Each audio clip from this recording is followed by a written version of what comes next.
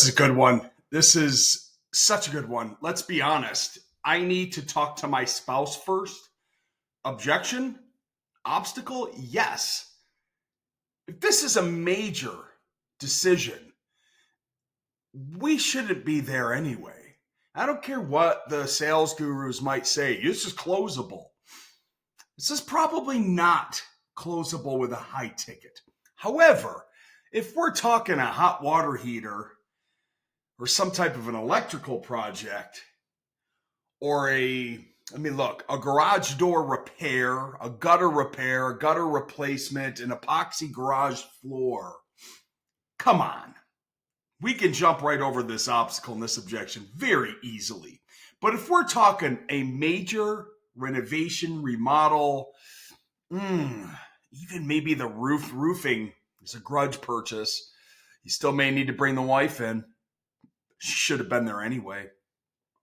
Air conditioning, oh yeah, even if it's grudge, your wife has a lot of say, or your partner has a lot of say in what the temperatures are in the house.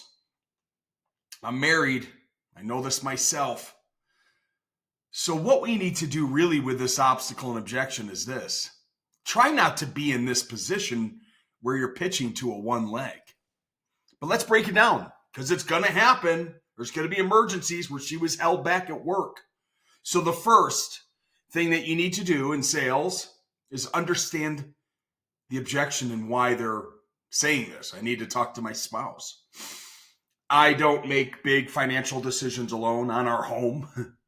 I don't finance anything without making a finance decision. I absolutely need my spouse's input before committing. That's a fair enough assumption on that. I may not be 100% confident of the thing that I'm buying right now. This is what they're thinking.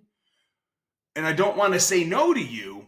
So the best thing for me to do is to deflect and say, hey, I don't make decisions without my spouse here. Well, fair enough. I don't either.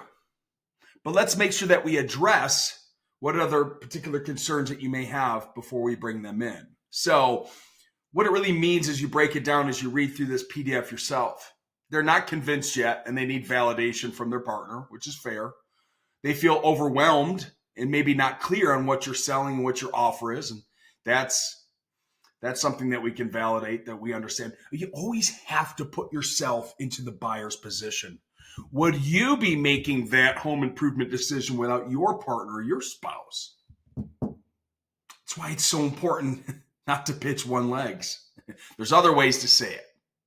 My good friend and fantastic coach and trainer, Chuck Tokey, said it best on the other stage, but I'm not going to say it here today. They're using this as the most polite way to say no and or delay you. All fair. Pitching to one leg really depends on the asset class that you're presenting. There's not many ways around this, unless you're looking to get a cancellation within the 3 days of right of rescission or something like that. So some of the talking points and advantages are ensuring both decision makers are absolutely present. Hey, listen, I completely understand.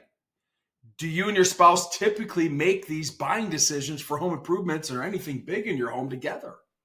Let's schedule time when we both can be here so we can go over everything all at once. Or give them the right information to take to their spouse. Agree with them. Don't disagree and try to close a one-legged deal on something that you can't close. You're wasting your time, their time, and you're not being very respectful. If they literally say to you, we do not make these decisions without one another, respect that because you probably wouldn't either. I want to make sure your spouse has all the information on this particular project and this solution that we provide. Would it be helpful if I sent over a quick summary of our financing options and the project details so you can review it when we reconnect and then set the next appointment? Guarantee the next appointment. If your spouse is concerned about the cost, we've got flexible financing options and solutions to help you both move forward without that financial strain. Would it be helpful if we explored those options together right now so you can present them to her? Now, I'm assuming that the wife isn't there. This can be flip-flopped if the husband is in there as well. Be clear. Give them the information. Educate as much as you can, and then set that second appointment. Offer a no-risk, fully refundable deposit. That's something you could do as well. You could take the risk away. So to make this easy, we can lock in the pricing today with a fully refundable deposit. So you can take it to your spouse, talk it over, and then we can move forward from there. So if you have to close, if your sales manager won't let you leave the house without the close, this is an opportunity that you could introduce that, okay? Now, when it comes to financing, this is also helpful as I think through this obstacle and objection. We only need one applicant.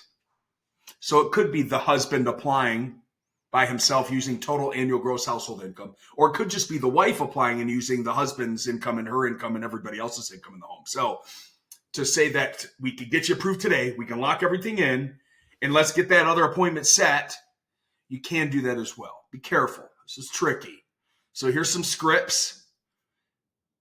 Read through these. And again, as always, adjust them to your business. Adjust them to your sales presentation. Do not make it cookie cutter. These are frameworks. So you've got the joint decision approach. You've got the value recap approach. The low risk commitment approach. We talked about that just now. Hey, I completely understand you wanting to talk this over and make decisions with your spouse. It makes total sense to me. I would probably do the same. But here's what we can do. We can lock everything in. We get to protect your pricing. We get you pre-approved today. We don't even need a deposit because we offer 100% financing solutions, but we're going to lock it all in. No risk. Does that make it easier for you to present that? Like, these are the things that you can say, but build the frameworks that work for you. And then always go for book a meeting from a meeting. Bam, fam. All right. That's Alex Hormozi's thing, but get your pre-scheduled follow-up approach locked in. But educate as much as you can while you're there. Reinforce strategies, how to train your team. So sales managers going through this, get your role-playing exercises mapped out. Team up your guys so they can go and do the point system to gamify it. Educate on the decision-maker dynamics. Build this into your sales process. Make it yours. Take the framework of what we're doing here and spin it into what works for you. All right. This is a good one. This is a great way for somebody to kick somebody out of the house with a hidden objection and obstacle. So you've got to spend a little time making sure that we're educating, making sure that this obstacle and objection is actually real and not just hidden objection to get you out of the house. That's the main point of this one, is you got to dig a little bit deeper. You have to have a little bit better of a conversation to make sure that that is truly the obstacle or the objection at the point of sale. And then from there, just take this framework that we're building up here and build it into your sales presentation. Make sure that they're highly educated on what you do. You've answered all their questions there, and push for that pre-scheduled follow-up approach to meet Mr. and Mrs. Smith. We'll see you on the next one. This is a lot of fun. March Madness, baby.